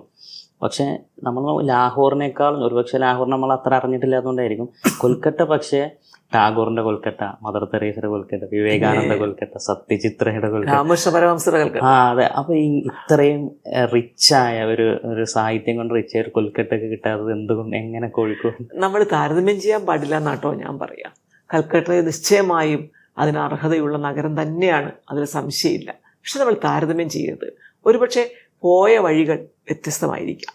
നമ്മളെങ്ങനെ ഇതിനൊക്കെ അപേക്ഷിക്കുമ്പോൾ പലതരത്തിൽ നമുക്ക് അപേക്ഷിക്കാം. ഞാൻ നേരത്തെ പറഞ്ഞില്ലേ, നമ്മുടെ ഒരു ചിന്ത, നമ്മൾ കോഴിക്കോട്ടുകാരുടെ ഒരു ചിന്ത എന്ന് പറയുന്നത് നമുക്ക് മഹത്വം എന്താണെന്ന് മനസ്സിലാക്കി അവരെ ബോധിപ്പിക്കാൻ പറ്റണം. ഇവിടെ ഉണ്ടായാൽ മാത്രം പോരാ, നേരല്ലേ? ആ ബോധിപ്പിക്കല് എനിക്ക് തോന്നുകയാണ് ഒരു പക്ഷേ നമുക്ക് സാധിച്ചു കാണും. പേപ്പർ മാത്രം പോരാ. ഇപ്പൊ ഞാൻ ഇവിടുന്ന് പോയത്, നമ്മുടെ കേന്ദ്ര ഗവൺമെന്റ് ആണ് ഇതിന്റെ റെക്കമെൻഡേഷൻ അയക്കേണ്ടത്. നമ്മുടെ മുഖ്യമന്ത്രിക്ക് നമ്മൾ അയച്ചു, നമ്മുടെ തദ്ദേശ സ്വയംഭരണ വകുപ്പ് മന്ത്രിക്ക് നമ്മൾ അയച്ചു, അദ്ദേഹത്തെ കാണിച്ചു. നിമിലൊക്കെ ഞങ്ങൾ തൃശ്ശൂർക്ക് പറന്ന് അവിടെ പോയിട്ട് അദ്ദേഹത്തെ കാണിച്ചു കൊടുക്കണ്ടായി. അദ്ദേഹം അപ്പൊ ചോദിച്ചൊരു ചോദ്യം ഉണ്ട് കേട്ടോ, കോഴിക്കോടിനല്ലാതെ പിന്നെ ഇപ്പോൾ കേരളത്തിൽ വേറെ ഏത് നഗര സാഹിത്യ നഗര പദവിക്ക് അർഹതയുള്ളത്? അതൊക്കെ വലിയ സന്തോഷം. എനിവേ അദ്ദേഹത്തെ കാണുന്നു. അപ്പോൾ നമ്മുടെ സംസ്ഥാനത്തിലെ എല്ലാവരെയും, പിന്നെ നമ്മുടെ കേന്ദ്രമന്ത്രിയായിരുന്ന ശ്രീ കെ മുരളീധരൻ അദ്ദേഹം ഇവിടെ ഉണ്ടായിരുന്നു. അദ്ദേഹത്തിന്റെ മുമ്പിലും ഞങ്ങൾ നിമില്, ഫിറോസ്, ഇതുമായിട്ട് സാംസ്കാരിക വകുപ്പ് ആയിരുന്ന കൃഷ്ണകുമാരി, ഞങ്ങൾ 3-4 പേര് രാത്രി പോയി 8:30 സമയം തന്നു. അദ്ദേഹം വരെ 10:30 വിമാനം ലേറ്റായിട്ട് അദ്ദേഹത്തെ കണ്ടിരുന്ന് വന്നിട്ട് ആരെയും കാണുന്നതിൻ്റെ മുമ്പേ അദ്ദേഹം നമ്മളെ പരിപാടിയാണ് കണ്ടത്. ഇത് കണ്ടപ്പോൾ അദ്ദേഹത്തിന് നല്ല ഞങ്ങളിങ്ങനെ പറഞ്ഞു, നമ്മൾ അപേക്ഷിക്കേണ്ടതെന്നൊക്കെ പറഞ്ഞു, എന്ത് സഹായം ചെയ്തു തരാം എന്ന് അദ്ദേഹം പറയുന്നു. അങ്ങനെ നമുക്ക് നജിത്തിൻ്റെ തന്നെ പിന്നെ ഫ്രണ്ട്സായിട്ട് അവിടെയുള്ളവർ, നമ്മളെ കോഴിക്കോട്ട് ദേവഗിരി കോളേജിൽ പഠിച്ച് കോഴിക്കോട്ടെ സ്നേഹിക്കുന്ന ഒരു സതീഷ് നമ്പൂതിരിപ്പാട്, അദ്ദേഹം പ്രസ്സിൻ്റെ സെക്രട്ടറി ആയിരുന്നു, രാഷ്ട്രപതിയുടെ അടക്കം. അങ്ങനെ അദ്ദേഹത്തിൻ്റെ കൂടെ പഠിച്ചിട്ടുള്ള IAS-കാരായിട്ടുള്ള ആൾക്കാർ ഹയർ എഡ്യൂക്കേഷനിൽ, സാംസ്കാരിക വകുപ്പിൽ ഇതിൻ്റെയൊക്കെ സെക്രട്ടറിമാരായിട്ട് വരിക ഒക്കെ IAS ഉദ്യോഗസ്ഥരാണ്. അതുപോലെ നമ്മുടെ കേന്ദ്ര സാഹിത്യ അക്കാദമി ഉണ്ടല്ലോ, അവിടുത്തെ പിന്നെ അക്കാഡമി ഓഫ് ലെറ്റേഴ്സ്, ഇതൊക്കെ ഉള്ള സ്ഥാപനത്തിൽ നമുക്ക് പോകാൻ പറ്റിയത് നമ്മുടെ രാമനുണ്ണി മാഷ് കൂടിയാണ്. അപ്പോൾ മാഷ് പറഞ്ഞു, അവിടുത്തെ ഡോക്ടർ ശ്രീനിവാസ റാവു അദ്ദേഹം സെക്രട്ടറി. അപ്പോൾ ഇതൊക്കെ നമ്മൾ പോകുന്നത് ഒരു ഗ്രൂപ്പായിട്ടാണ്, വെറുതെ ഒരു ഉദ്യോഗസ്ഥന്മാരെ പറഞ്ഞേക്കല്ല ചെയ്യുന്നത്. പറഞ്ഞ മനസ്സിലായി ഉണ്ടാവും. നമ്മൊരു മേയർ നേരിട്ടൊന്നും അങ്ങനെ പോവില്ല സാധാരണ. ഞാൻ പറഞ്ഞ പോലെ വഴികൾ അതാണ്. അപ്പൊ അവരെ സംബന്ധിച്ച് അതൊക്കെ വലിയൊരു കാര്യമാണ്. ഞാൻ പിന്നെ ഇവിടെ വായിച്ചു, പിന്നെ ഡൽഹിയിലെ ഓഫീസിലൊരു ഓഫീസ് ബോയെ പോലെ മേയർ ഫയലും കൊണ്ട് കയറി ഇറങ്ങിയായിരുന്നു. ഇവിടുന്ന് ഫ്ലൈറ്റ് എടുത്ത് പോകുമ്പോൾ റിട്ടേൺ ടിക്കറ്റിനെ. അല്ല, അത് നിങ്ങൾക്ക് മനസ്സിലാവാത്തൊരു കാര്യമുണ്ട്. നമ്മൾ പലപ്പോഴും ഇരിക്കുന്ന പദവിയുടെ മഹത്വമല്ല ആലോചിക്കാറ്, അതിന്റെ ഗ്ലാമറിനെ കുറിച്ച് ആലോചിക്കും. നേരല്ലേ? അത് ഇരിക്കുന്ന പദവിയുടെ മഹത്വം എന്നത് നമ്മുടെ ഭാവത്തിലും അല്ലെങ്കിൽ നമ്മുടെ നടപ്പിലും എടുപ്പിലുമാണ് എന്നൊരു തെറ്റിദ്ധാരണ ശരിക്കും ഇന്ത്യയിൽ അത് വരാൻ പാടില്ല. ഈ ലോകം മുഴുവനും മാറ്റിമറിച്ച സന്യാസിമാരും ഗുരുക്കന്മാരും ഒക്കെ ആരായിട്ടാണ് ജീവിച്ചത്? വളരെ എളിമയോടെ ജീവിച്ചവരല്ലേ? ആലോചിച്ച് നോക്ക്. എല്ലാ സന്യാസി ശ്രേഷ്ഠന്മാരായാലും, ബുദ്ധൻ മാത്രം സിദ്ധാർത്ഥ രാജകുമാരനായി ജനിച്ചാലും കൊട്ടാരം വിട്ട് ഓടിപ്പോയി ലോകം മുഴുവൻ അലഞ്ഞു നടന്ന് ഒരു സന്യാസിയെ പോലെ അല്ലേ? അങ്ങനെ ഒരാളായ ശേഷമല്ലേ സത്യത്തിൽ അദ്ദേഹത്തിന് വെളിപാടുണ്ടായത്? ലോകത്തെ മാറ്റിമറിച്ച മഹത്വമുള്ളവരെല്ലാവരും എപ്പോഴും എളിമയുടെയും അതുപോലെ സഹോദരഭാവത്തിൻ്റെയും വളരെ ഉയർന്ന ചിന്തയുടെയും വക്താക്കൾ തന്നെയായിരുന്നു, അല്ലെങ്കിൽ അവരങ്ങനെ ആയിരുന്നു. അതുകൊണ്ട് എന്നെപ്പോലെ ധാരാളം വായനയുള്ള ഒരാൾക്ക് മറ്റുള്ളവർ കാണുന്ന രീതിയിൽ ഭയങ്കര ജാടയിട്ട് ഗൗരവപ്പെട്ട് ആൾക്കാരോട് അങ്ങനെയൊന്നും പെരുമാറാൻ കഴിയാത്തത് ഇപ്പറഞ്ഞുകൊണ്ട് തന്നെയാണ്. ഈ വായനയുടെയും സാഹിത്യത്തിൻ്റെയും ഗന്ധമേറ്റ് കിടക്കുന്നതുകൊണ്ടല്ലേ നമുക്ക് എളിമയോടെ ചിന്തിക്കാൻ പറ്റുന്നത്, ഏതൊരാളെയും കെട്ടിപ്പിടിച്ച് ചേർത്ത് നിർത്താൻ പറ്റുന്നത്. അല്ല, ചിലർ കെട്ടിപ്പിടിക്കും, ചിലരെ മാത്രം സ്വീകരിക്കും, ചിലരോട് മാത്രം ചിരിക്കും. നമ്മൾ അങ്ങനെ അല്ലല്ലോ. എന്നോട് പലരും ചോദിച്ചിട്ടുണ്ട്, എന്തിനാണ് ചെറിയ ചെറിയ പരിപാടിക്കൊക്കെ മേറി പോകുന്നത്? അതായത് പത്രത്തിൽ ഫോട്ടോ വരുന്ന തരത്തിൽ പോയാൽ മതി എന്ന് വിചാരിക്കുന്നവരൊക്കെ ഉണ്ട്. ഞാൻ അങ്ങനെയല്ല. ഏത് മുറുക്കാൻ കടക്കാരനും ഒരു പാവപ്പെട്ട സാധു മനുഷ്യൻ, അയാളുടെ മനസ്സിലെ വലിയൊരു ആഗ്രഹമാണ് മേയർ വന്നിട്ട് ഉദ്ഘാടനം. എനിക്കത് വായിക്കാൻ പറ്റും. നമുക്ക് മനസ്സ് വായിക്കാൻ പറ്റും നമ്മുടെ മുമ്പിൽ ഇരിക്കുമ്പോൾ. നമ്മളെ കച്ചവട ഉദ്ദേശിച്ച് വിളിക്കാൻ വന്നവനാണോ? അതല്ല. ഞാൻ എല്ലാവരുടെ കൂടെയും പോകും, കാരണം മേയർ എല്ലാവരുടെയാണ്. അപ്പോൾ എന്നോട് ഒരാൾ ചോദിച്ചു, എന്തിനാണ് ഇങ്ങനെ കൊച്ചു കൊച്ചു പരിപാടിക്ക് പോയത്? അദ്ദേഹം വിളിക്കാൻ പോയത് വലിയൊരാളുടെ പരിപാടിക്ക് വന്നപ്പോൾ എനിക്ക് നേരമില്ല. അപ്പോൾ ഞാൻ അത് പറഞ്ഞു, അപ്പോൾ മേയർ എന്തിനാ ഇങ്ങനെ ചെറിയ പരിപാടിക്കൊക്കെ പോകുന്നത്? കുറച്ച് വലിയ പരിപാടികളൊക്കെ ആയിട്ടില്ല. അപ്പോൾ ഞാൻ പറഞ്ഞു, ഞാൻ ചെറിയവരുടെ മേയറാണ്. കോഴിക്കോട് പലരും പറയാറ് മേയർ ഒരു കൺവെൻഷനൽ പൊളിറ്റിക്സ് വന്ന ആളല്ല. അതുകൊണ്ടൊന്നും ആയിരിക്കില്ല. അപ്പോൾ നമ്മുടെ മുഹമ്മദ് റിയാസോ അല്ലേ, അദ്ദേഹം അത് മന്ത്രിയാവുന്നതിന് മുമ്പ് എങ്ങനെയായിരുന്നു? അതുപോലെ തന്നെയല്ലേ ഇപ്പോഴും, അല്ലേ? ആലോചിച്ച് നോക്ക്. പിന്നെ ഇപ്പൊ കാറിൽ പോകുന്നത് അതിന് പഴയ കർമ്മനിറമൊന്നും ഇല്ല എന്ന് മാത്രം, കാരണം വെളുപ്പത്തിൽ കൂടി. അതാണ്. അദ്ദേഹവും ഇതുപോലെ വലിയ ജാടകളില്ല. എനിക്ക് തോന്നുന്നു ഇടതുപക്ഷത്തിന് മിക്കവാറും പഴയ തലമുറ അവരുടെ ഗൗരവം കാണിച്ചിരുന്നു. അവരെപ്പോഴും ഗൗരവക്കാരധികവും പുറത്ത്. പിന്നീട് വരുന്ന തലമുറകളൊക്കെ ഇപ്പോഴത്തെ മന്ത്രിമാരൊക്കെ എന്ത് നന്നായിട്ടാണ് ആൾക്കാരോടൊക്കെ പെരുമാറുന്നത്. കഴിഞ്ഞ പ്രാവശ്യമായാലും ഇപ്പൊ നമ്മുടെ തന്നെ മന്ത്രി MP രാജേഷ് ആയാലും എല്ലാവരും ഒരുപോലെയല്ലേ. ജാട ഇട്ടിട്ടുള്ള രീതിയൊന്നും ഇപ്പം ഇല്ല. പക്ഷെ അവരെക്കാളൊക്കെ സീനിയറാണ് ഞാൻ. എനിക്ക് അത് ഒട്ടുമില്ല. കാരണം അതിലർത്ഥമില്ല എന്നറിയില്ല. എൻ്റെ അർത്ഥശൂന്യതയെക്കുറിച്ച് ബോധ്യമുള്ളത് കൊണ്ട് ഈ വെയിറ്റ് ഇടുക എന്നൊക്കെ പറയുന്നൊന്നും അറിയില്ല. അപ്പം ഇതൊക്കെ അവർക്ക് പുതുമയുള്ള കാര്യമായിരുന്നു ഡൽഹി പോയപ്പോൾ. പിന്നെ എല്ലാവരെയും കോണ്ടാക്ട് ചെയ്തൊക്കെ ഉണ്ടായിരുന്നു. സതീഷ് നമ്പൂതിരിപ്പാടാണ് വാസ്തവത്തിൽ ഈ IAS ലോബിയിലേക്കുള്ള നമ്മുടെ എൻട്രി പോയിന്റ്. അദ്ദേഹമൊക്കെ നമ്മളെ സ്വീകരിച്ച രീതി നമ്മൾ കണ്ടുപഠിക്കണം. MoHUA ministry of housing and urban affairs ആണ് നമ്മുടെ നഗരത്തിൻ്റെ കാര്യ ഡയറക്ടർ ഇന്ത്യയിലത്തെ. അവിടെയൊക്കെ ഉണ്ടായിരുന്ന ആൾക്കാർ, അതിൻ്റെ ചാർജുള്ളവരൊക്കെ എന്തൊരു സ്നേഹത്തോടെയാണ് നമ്മളോട് പെരുമാറുന്നതെന്നറിയോ. അപ്പോൾ അവിടെ ഒരാൾ പറഞ്ഞു, so I am going to be the devil's advocate. Mister Suri എന്ന് പറയുന്ന ആൾ, ഞാനാണ് ഡെവിൾസ് അഡ്വക്കേറ്റ്. അപ്പോൾ അതിൻ്റെ ഡയറക്ടർ ഇപ്പുറത്തിരിക്കുന്നുണ്ട്. അപ്പോൾ എന്നോട് കുറേ ചോദ്യങ്ങൾ, നമ്മൾ TV കാണൂലേ, ഇന്റർവ്യൂവിന് ചോദ്യമൊക്കെ ചോദിച്ചു കൊടുക്കുന്ന ആൾ, അങ്ങനത്തെ കൊടുക്കുന്ന ചോദ്യങ്ങളൊക്കെ കൊടുക്കുന്ന ചോദ്യം ചോദിച്ചപ്പോൾ അവൻ നിമിലിന് പറയാൻ പറ്റില്ലല്ലോ. പിന്നെ പോയിടത്തൊക്കെ നിമിലിനെ കൊണ്ട് ഞങ്ങൾ പ്രസന്റേഷൻ അവതരിപ്പിച്ചു. നിമിലിന് ഭയങ്കര സന്തോഷമായി. ഇങ്ങനെയൊക്കെയാണ് നമ്മൾ ഓരോ കുട്ടികളെ പ്രോത്സാഹിപ്പിക്കേണ്ടത്. അപ്പോൾ അങ്ങനെ ഈ ഡെവിൾസ് അഡ്വക്കേറ്റ് ചോദ്യം ചോദിച്ചപ്പോൾ ഞാൻ മറുപടി പറഞ്ഞ ധൈര്യത്തിൽ എന്നുള്ള നിലയ്ക്ക് ആര് പറയും അങ്ങനെ പൊതുവേ. പക്ഷെ ഇപ്പോഴത്തെ നമ്മുടെ മന്ത്രിമാരൊക്കെ എന്ത് കാര്യം ചോദിച്ചാലും ഏറ്റവും ലേറ്റസ്റ്റ് ആയ രീതിയിൽ മറുപടി പറയാൻ കഴിവുള്ളവരല്ലേ, ശ്രദ്ധിച്ചിട്ടുണ്ടോ? അധികം പേരും, എല്ലാവരും ഞാൻ പറയില്ല. അപ്പം അതൊക്കെ കാലഘട്ടത്തിൻ്റെ മാറ്റമാണ്. അത് നമ്മൾ ഉൾക്കൊള്ളാണ്. രാഷ്ട്രീയ പാർട്ടികളും അത് ഉൾക്കൊള്ളാണ്.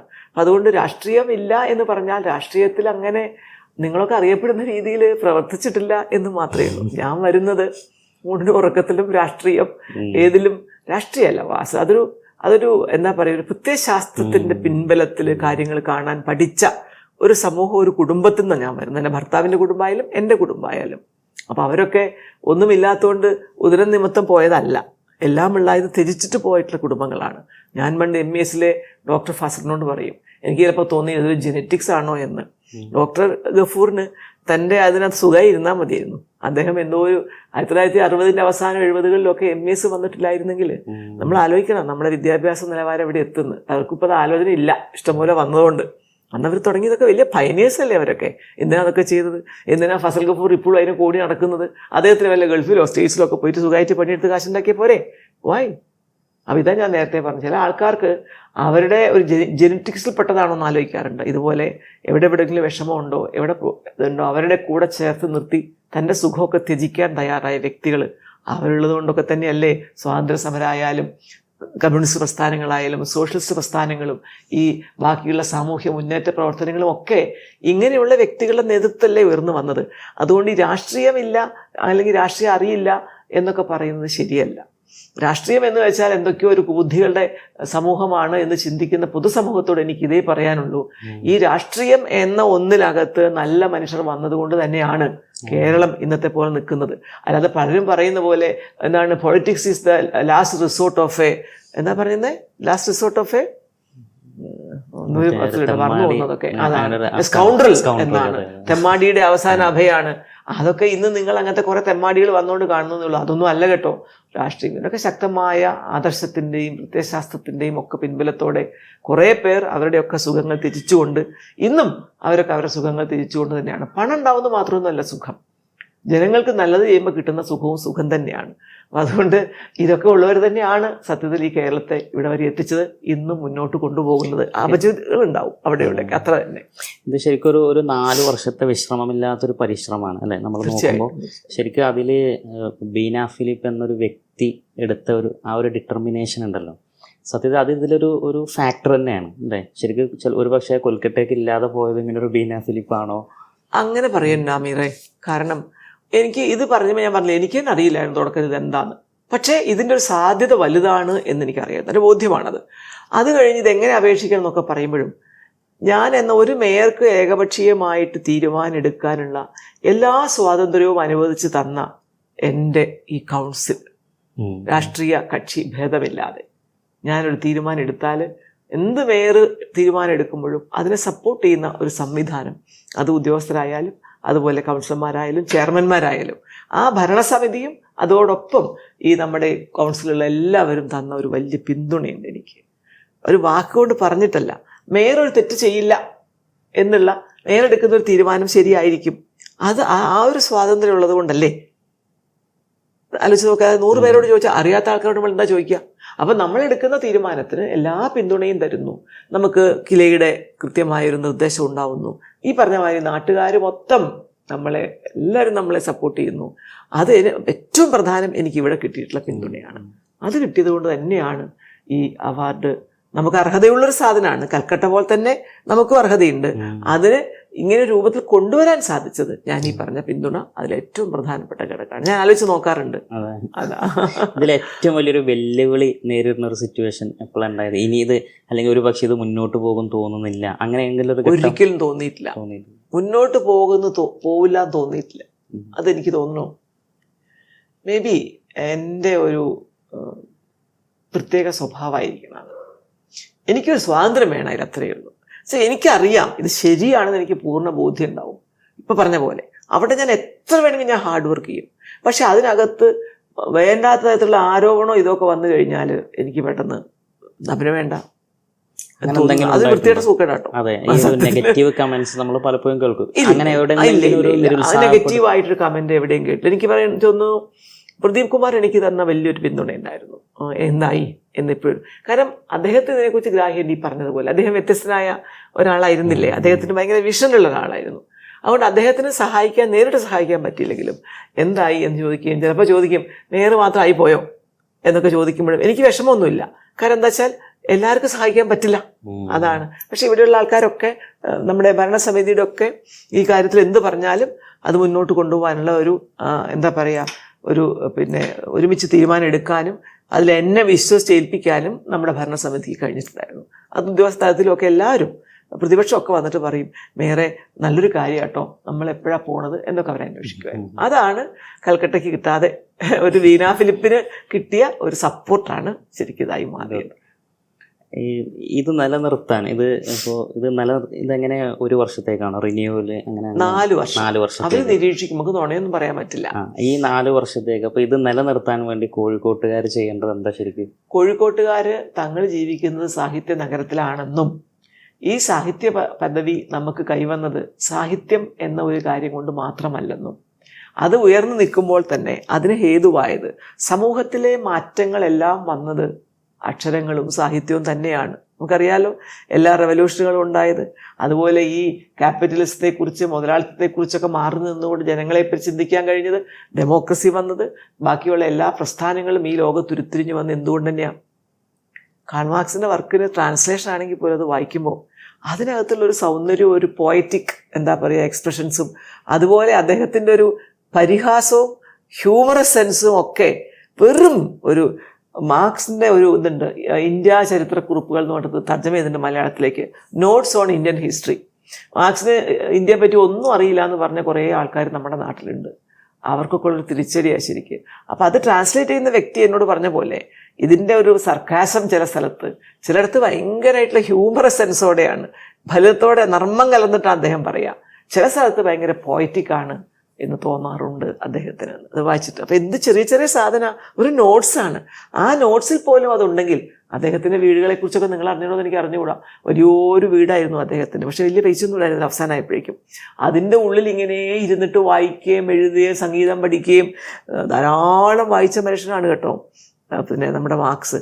അതുപോലെ തന്നെയാണ് സ്റ്റാലിനും. തൻ്റെ ആ 9 കൊല്ലം പഠിച്ച സെമിനാരിയുടെ ലൈബ്രറിയുടെ പുസ്തകം മുഴുവൻ വായിച്ചു തീർത്തിട്ട് നടന്നു പോയിട്ട് അദ്ദേഹം വേറെ ലൈബ്രറിയിൽ നിന്ന് പുസ്തകം വാങ്ങിച്ചുകൊണ്ട് വരുമായിരുന്നു പോലും. അപ്പോൾ വായന എന്നത് ഏത് രാഷ്ട്രീയ നേതാവിനെ സംബന്ധിച്ച്, ഏത് അധ്യാപകനെ സംബന്ധിച്ച്, ഏത് മൗലവിമാർ, അത് ഏത് മതത്തിലായിക്കോട്ടെ, മതപണ്ഡിതന്മാർ, അവരവരുടെ മതത്തെക്കുറിച്ചും മറ്റു മതങ്ങളെക്കുറിച്ചും ഒക്കെ വായിച്ചറിഞ്ഞും കേട്ടറിഞ്ഞും അറിവൊരു വായന തന്നെയാണ് കേട്ടോ, മനസ്സിലാക്കുന്ന ഒരു വായനയാണ്.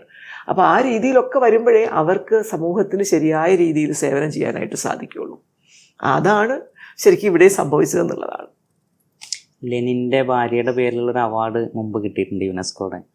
ക്രൂപ്സ്കായ എന്നാണ് അവരുടെ പേര്. 75-ലാന്ന് തോന്നുന്നു. നമുക്കോ? അത് ശരി, എനിക്കറിയില്ല കേട്ടോ. പുതിയ അറിവാണെന്നാല്. കേരള ഗ്രന്ഥശാലക്കാണ് 75-ലോ 76-ലോ യുനെസ്കോയുടെ ഒരു വായന ഇതിനുള്ള അവാർഡ് കിട്ടിയത്. അത് ക്രൂപ്സ്കായുടെ പേരിലുള്ള അവാർഡാണ്. എന്നിട്ട് ആരും ഒന്നും പറഞ്ഞു പോലും. ഈ ഗ്രന്ഥശാലകൾ മുഴുവൻ ഇവിടെ വന്ന് റെപ്രസെന്റ് ചെയ്തിട്ട് പോലും ഒരാൾ ആ ഒരു പീസ് ഓഫ് ഇൻഫർമേഷൻ നമുക്ക് തരണ്ടേ? എനിക്കൊണ്ട് എവിടെ അങ്ങനെ അധികം പറഞ്ഞു കേൾക്കാറില്ല. ഇല്ല, താങ്ക് യു.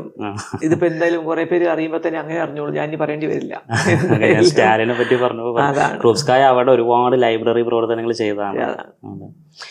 ഈ വേറെ ഏതെങ്കിലും നഗരസഭയുടെ മേയർമാര് ഞങ്ങളുടെ കോർപ്പറേഷൻ ഇങ്ങനെ എന്തെങ്കിലും സ്കോപ്പ് ഉണ്ടോ എന്നൊക്കെ അന്വേഷിച്ച് കോണ്ടാക്ട് ചെയ്തിരുന്നോ ഇത് കിട്ടിയതിന് ശേഷം? സത്യത്തിൽ പറഞ്ഞാല് എനിക്ക് തോന്നുന്നു മേയർമാരായിട്ട് ആരും എന്നോട് ചോദിച്ചിട്ടില്ല ശരിക്ക്. അപ്പോൾ അത് എന്താ വെച്ചാൽ, പക്ഷെ ആർക്കും തന്നെ ഇത് കിട്ടിയതിന്റെ ഒരു മഹത്വം അറിയുന്നില്ല. നമ്മൾ വലിയ ആൾക്കാരാന്നൊക്കെ വിചാരിക്കുന്നവർ പോലും ഇത് കോട്ടയത്തിന് കിട്ടാതെ എങ്ങനെ കോഴിക്കോടിന് കിട്ടിയെന്നൊക്കെയാണ് ചോദിക്കുന്നത്. അക്ഷരനഗരി ശരിയല്ലേ? നമ്മൾ അക്ഷരനഗരി എന്ന് പറഞ്ഞത് കൊണ്ട് കണ്ട ഏറ്റവും കൂടുതൽ വിദ്യാഭ്യാസ സ്ഥാപനങ്ങൾ, പുസ്തക പ്രസാധകരൊക്കെ ഉണ്ടായിരുന്നു. കോട്ടയത്തല്ലേ മനോരമയൊക്കെ തുടങ്ങിയത്. പിന്നെ അവിടെ ധാരാളം ഫോട്ടോസ്റ്റാറ്റ് മെഷീൻ ഏറ്റവും ചെലവഴിക്കുന്ന സ്ഥലം പണ്ട് CMS പ്രസ്. അതെ, അതാണ്. അവിടെ അച്ചടിശാലകൾ വന്നിരുന്നു. അവരൊത്തിരി പ്രിന്റിങ് ചെയ്തിട്ടല്ലോ. കാര്യം ഒരു മിഷണറി പ്രവർത്തനത്തിന് വേണ്ടി വന്നവരൊക്കെ തന്നെ കുറെ ചെയ്തിട്ടുണ്ട്. അതുകൊണ്ട് അക്ഷരനഗരി നമ്മൾ പറഞ്ഞു എന്ന് മാത്രം. സാംസ്കാരിക നഗരം എന്ന് നമ്മൾ എന്തിനെ പറയുന്നു? തൃശ്ശൂരിനെ പറയുന്നു. അതിനൊരു ആധികാരികമായിട്ട് അങ്ങനെ ഒരു പദവി നമ്മൾ കൊടുത്തിട്ടില്ലെങ്കിലും പറഞ്ഞ് നമ്മൾ അങ്ങനെ പറയുന്നു എന്ന് മാത്രം. കോഴിക്കോടിനെ കുറിച്ച് ആരും പറയാഞ്ഞത് പാവം നമ്മുടെ സാമൂതിരി രാജാവ് വേഗത്തിൽ നമ്മുടെ രാജ്യം പോയി. അത് ഇപ്പോഴല്ലേ ഭക്ഷണനഗരി എന്ന് പറയുന്നത്. അതാണ് ഭക്ഷണം സംസ്കാരത്തിന്റെ ഭാഗമല്ലേ. നല്ല ഭക്ഷണം, ഈ ഭക്ഷണം ഉണ്ടായ പോലല്ലോ കൊടുക്കാൻ കഴിയണ്ടേ. അങ്ങനെ കൊടുക്കാൻ കഴിയുന്ന വലിയ സംസ്കാരമല്ലേ. എന്താ സംശയം? അപ്പൊ പിന്നെ വേറെ ആരെങ്കിലും വിളിച്ചിരുന്നു അങ്ങനെ? എങ്ങനെ കിട്ടിയെന്ന് ചോദിക്കാൻ വേറെ പുറത്തുനിന്ന് ചില ആൾക്കാർ വന്നു, ചില ഏജൻസിമാർ വന്നിരുന്നു. നിങ്ങൾക്ക് ഇതെങ്ങനെയാണ് കിട്ടിയതെന്ന് അറിയാൻ ഞങ്ങൾക്ക് താല്പര്യമുണ്ടെന്നൊക്കെ പറഞ്ഞിട്ട്. പിന്നെ ഈ പറഞ്ഞ മാതിരി എന്നോട് ഏതോ ഒരു നഗരത്തിൽ നിന്ന് അവരൊരിക്കൽ ഒരു മെയിൽ അയച്ചു ചോദിച്ചു, we are interested to know what to do എന്ന്. കേരളത്തില പുറത്തുനിന്ന്. പിന്നെ വന്നവരൊക്കെ തന്നെ ചില കുട്ടികളൊക്കെയാണ്. നമ്മുടെ കാലിക്കറ്റ് യൂണിവേഴ്സിറ്റിയിൽ നിന്ന് നിങ്ങൾ അയച്ച അപേക്ഷയുടെ കോപ്പി ലഭ്യമാവണം എന്നൊക്കെ പറഞ്ഞിട്ട് ഇതങ്ങനെ ഒരു പബ്ലിക് ഡോക്യുമെന്റ് അല്ല. അവർ പ്രത്യേകം പറയുന്നുണ്ട്, യുനെസ്കോയുടെ പെർമിഷനുമായിട്ടില്ലാതെ നമ്മൾ ഇതുമായിട്ട് ബന്ധപ്പെട്ട എല്ലാ കാര്യങ്ങളും എല്ലാവർക്കും ഇങ്ങനെ പബ്ലിക്കായിട്ട് കൊടുക്കരുതെന്ന് അവർ പറയുന്നുണ്ട്. ഡോക്യുമെന്റ് ആയിട്ട് നമ്മൾ കൊടുക്കരുത്. കാരണം അത് കോപ്പി ചെയ്യും. അപ്പോൾ ആൾക്കാർക്ക് എളുപ്പമാവും. നമ്മൾ ചെയ്ത കാര്യങ്ങൾ അവർക്ക് പലതരത്തിൽ കോപ്പി ചെയ്യാൻ പറ്റുമല്ലോ.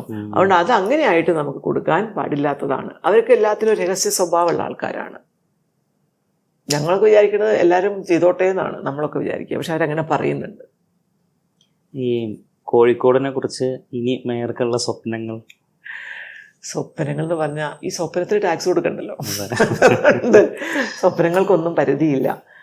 എന്തൊക്കെ വിഷമങ്ങൾ കാണുമ്പോഴും അതിനെല്ലാം പരിഹരിച്ച് മുന്നോട്ട് പോകുന്ന ഒരു കോഴിക്കോടാണ് എൻ്റെ സ്വപ്നം.